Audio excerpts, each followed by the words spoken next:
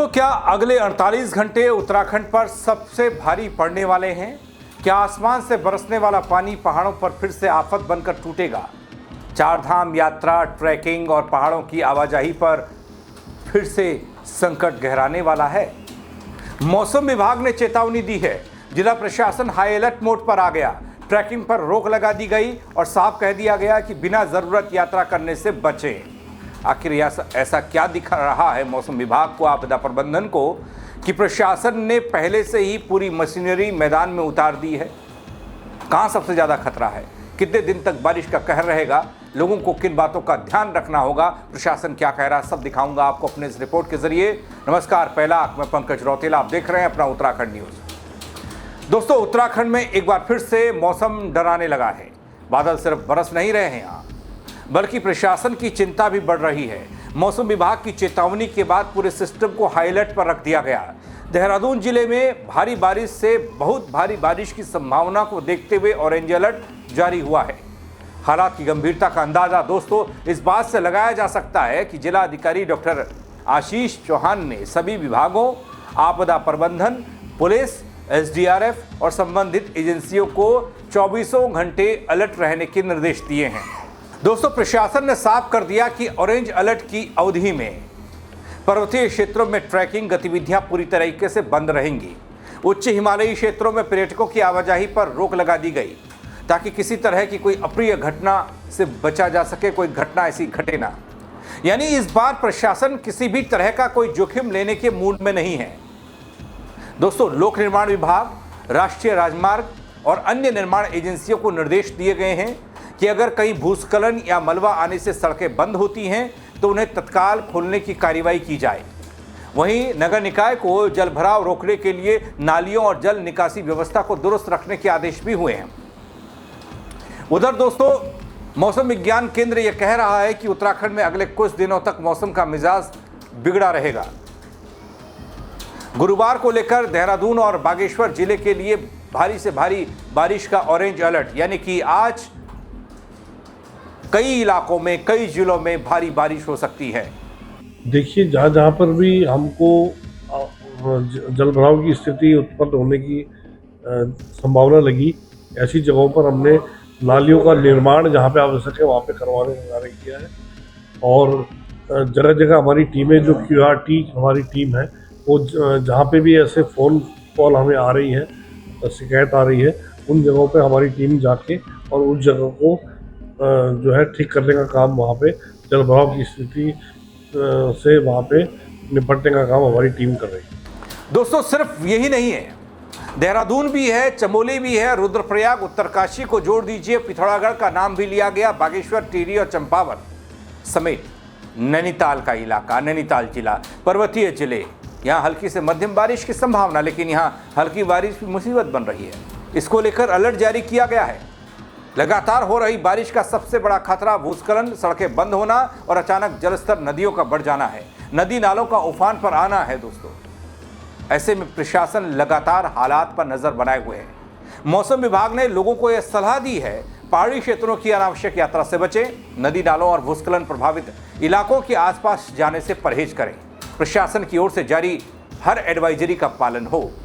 हाँ जी, देखिए, आज 5 अगस्त हो गई है, तो अभी प्रदेश भर में बादल छाए हुए हैं और कुछ क्षेत्रों में हल्की से मध्यम वर्षा चल रही है। तो आज 5 और 6 तारीख को उत्तराखंड में अधिकांश स्थानों पे हल्की से मध्यम वर्षा मिलने की संभावना है। साथ ही उसके बाद जो 7, 8, 9 तारीख में अनेक स्थानों पे हल्की से मध्यम वर्षा मिल सकती है। आज की बात करें तो रात्रि से जो है वर्षण में वृद्धि की संभावना है, जो कल भी रह सकता है, जिसको देखते हुए आज देहरादून, पिथौरागढ़ और बागेश्वर जनपदों में कहीं कहीं भारी से बहुत भारी वर्षा मिल सकती है, जिसके लिए इनको ऑरेंज कलर के अलर्ट में रखा गया। जबकि जो हमारे अन्य पर्वतीय जनपद है और मैदानी जनपद भी, वहाँ कहीं कहीं भारी वर्षा मिलने की संभावना है 5 तारीख को। ऐसी 6 तारीख में भी जो है उत्तराखंड के देहरादून, चमोली या बागेश्वर जनपद है, यहाँ कहीं कहीं भारी से बहुत भारी वर्षा मिल सकती है। और जो हमारे अन्य पर्वतीय जनपद है, वहाँ कहीं कहीं भारी वर्षा मिलने की संभावना है। तो ये कह सकते हैं कि रात से थोड़ा जो है उत्तराखंड में, प्रदेश भर में एक्टिविटी बढ़ने की आज संभावना है। दोस्तों, प्रशासन ने कंट्रोल रूम बाकायदा बनाया है। आपदा प्रबंधन तंत्र को भी पूरी तरीके से सक्रिय कर दिया है। ताकि किसी भी आफत या फिर आपात स्थिति में तत्काल राहत और बचाव का काम शुरू किया जा सके। वहीं दोस्तों, अगर बात देहरादून की करूं, राजधानी की करूं, शहर की करूं, तो जल भराव की समस्या का समाधान नहीं हो रहा है किसी से। एक तरफ करोड़ों रुपये देहरादून को स्मार्ट सिटी बनाने के लिए खर्च हो रहे हैं, लेकिन वहीं मानसून के सीजन में सड़कें तालाब में बदल रही हैं। तस्वीरें देख लीजिए, जिसके चलते आम जनता और खास तौर पर स्कूली बच्चों को काफी परेशानियों का सामना करना पड़ता है। नगर निगम देहरादून के मेयर सौरभ थपलियाल कहते हैं कि नगर की हालत देखकर सफाई व्यवस्था को दुरुस्त करने के निर्देश दिए।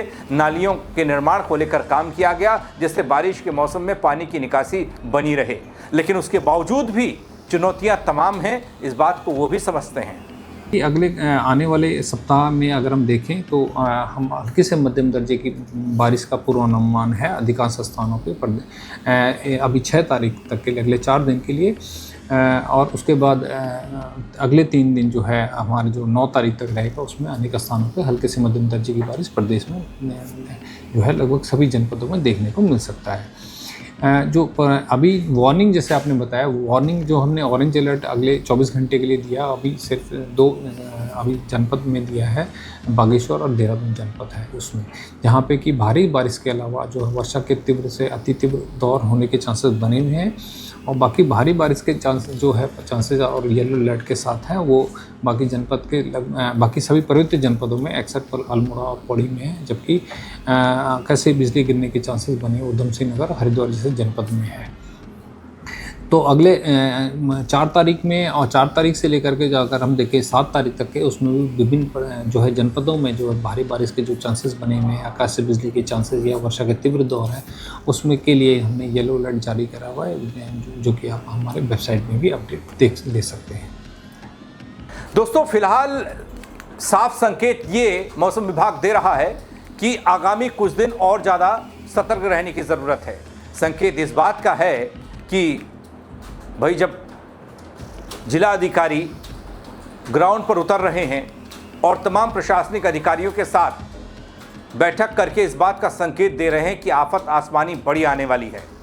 दोस्तों, खासकर मौसम विभाग ने संकेत दिए कि अगले 24 से 48 घंटे उत्तराखंड के लिए बेहद अहम होने वाले हैं। ऐसे में थोड़ी सी भी लापरवाही बड़ी मुसीबत बन सकती है, बदल सकती है। सतर्क रहने की बेहद ज़रूरत है। मेरी भी आपसे गुजारिश और सलाह ये कि आप सावधान रहें, मौसम विभाग और आपदा प्रबंधन वालों की एडवाइजरी का पालन करें।